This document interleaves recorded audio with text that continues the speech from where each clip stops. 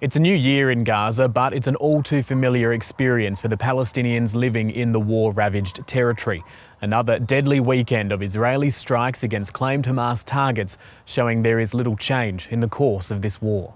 In Gaza City, friends and relatives of a family frantically searched through the rubble of a house, hoping to find survivors from one of those attacks.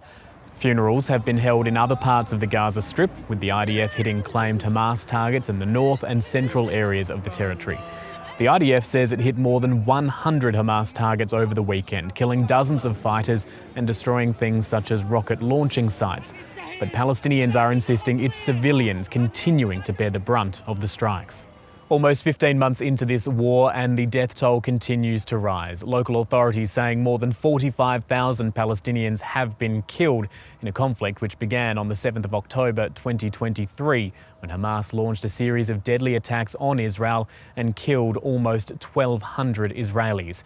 It also took many hostages. More than 100 are still held by Hamas, although it's not clear how many are still alive. There's continued criticism of the Netanyahu government and its handling of ceasefire and hostage talks. More protests in Israel over the weekend accusing the Prime Minister and his team of dragging their feet and putting the lives of hostages at risk, their families leading the charge. Israeli negotiators have been attending hostage and ceasefire negotiations in the Qatari capital Doha, these talks being spearheaded by the governments of Qatar, Egypt and the United States. And we are expecting some of those negotiators to be attending a meeting of Israel's security cabinet alongside Prime Minister Benjamin Netanyahu, who is recovering from surgery.